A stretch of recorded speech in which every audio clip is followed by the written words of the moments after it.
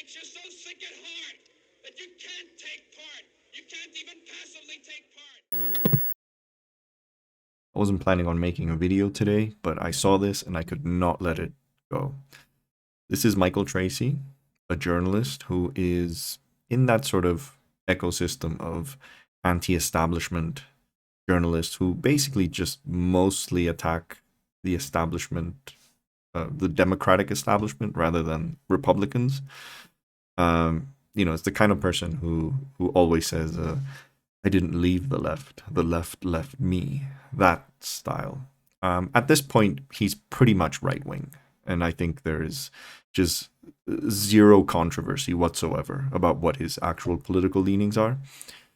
But he now apparently is in the business of going as a college campus provocateur, so taking his cue from people like Ben Shapiro and Steven Crowder. Although, let's be honest, the guy is not the most physically appealing human being on this planet. And with those looks, he is naturally subject to mockery. So let's see how this unfolded, because it's just hilarious. Let's watch. So this is a Connecticut College or something like this. Yeah, the abbreviation is CC, which I saw from somewhere. But anyway, let's watch. What I was about to say is, the main reason, just to reiterate, the main reason I'm here is not because I have any particular interest in what goes on at a small liberal arts college in Connecticut that I've never been to. So why are you there? If you don't care what goes on, then why are you there? By the way, I just love his wardrobe style. Just everything is so wrong about it. I mean, the kind of the halfway tucked in shirt, the slim stalkers. It's just, God, don't dress like this if you look like that.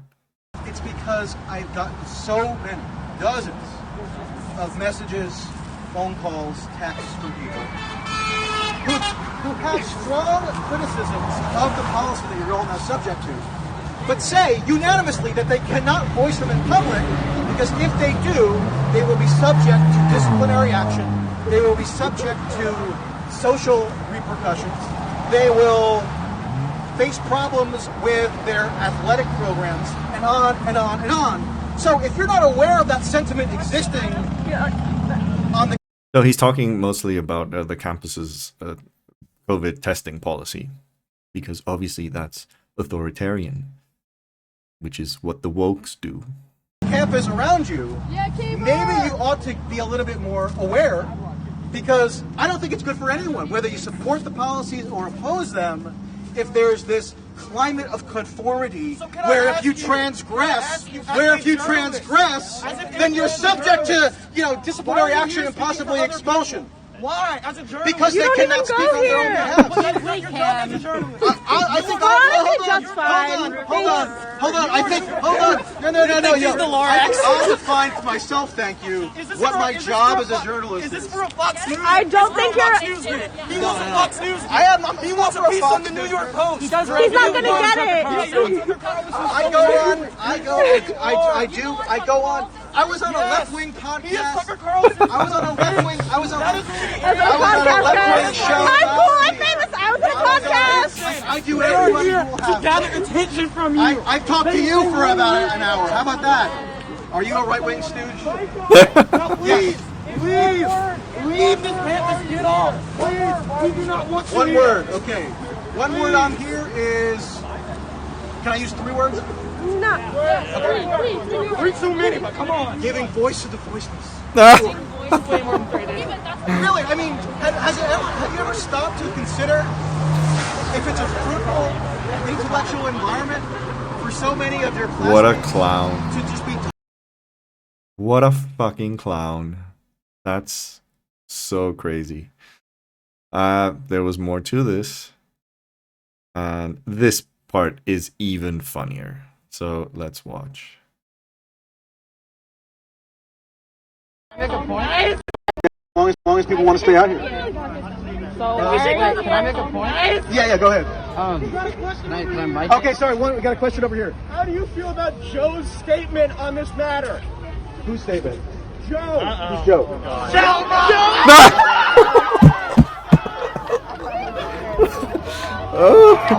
Camel movement!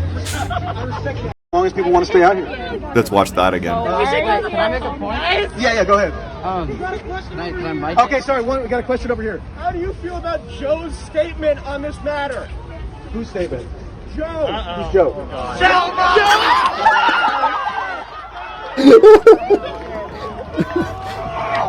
Camel movement! Oh my god, how could you be that stupid to not see the Yo Mama joke coming? Oh my god. That's the oldest one in the book. Oh dear. Anyway, of course, like all these clowns do, they then go and make hissy fits on Twitter to complain about how he was so poorly treated. But yeah. So that's his Twitter. I find it funny that he says like friend to all dogs. He strikes me as the person who has any of you played the original Leisure Suit Larry game for PC? If you have, you'll remember that there's a dog that always like randomly appears at any point in the game and just goes up to you to pee on you.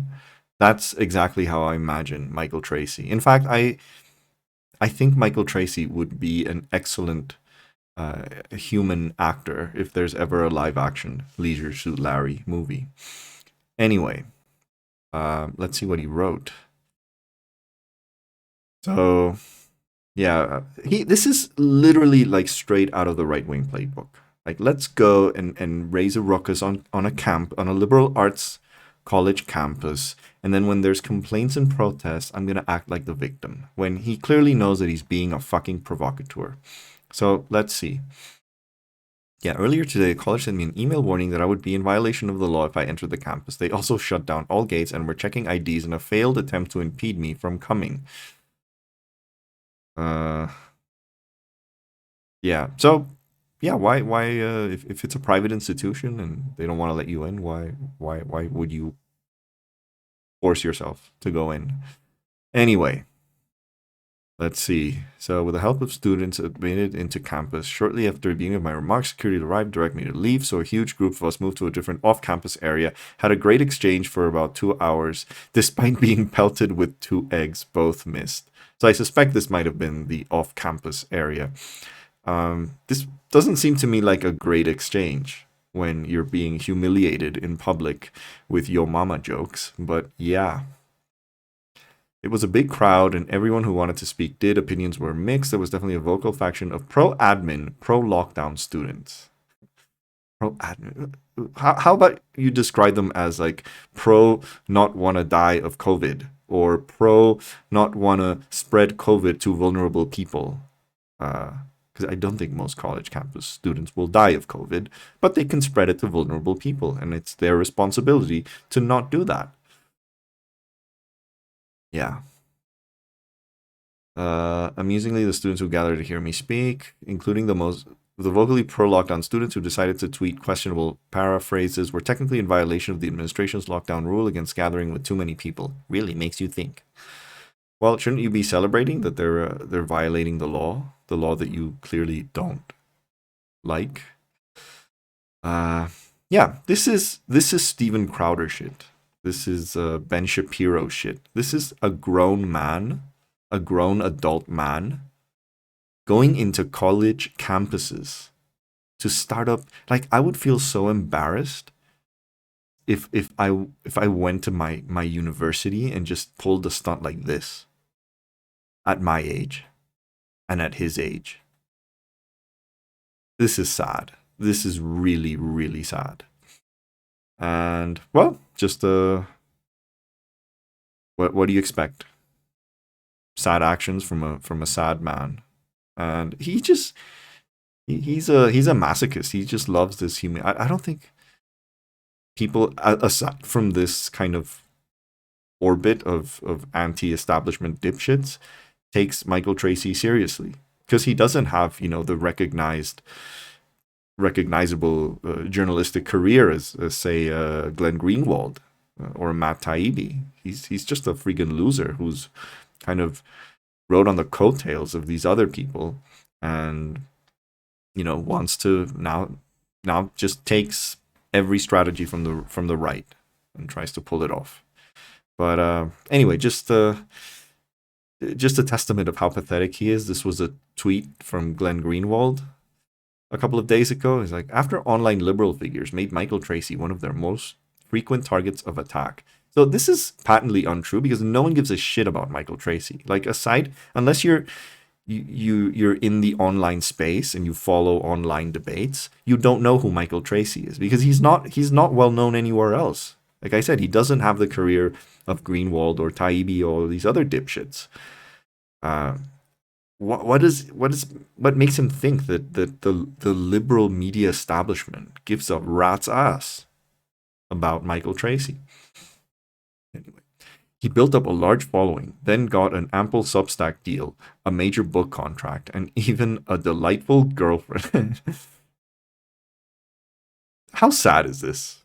Just how pathetic. It's like, he even has a girlfriend.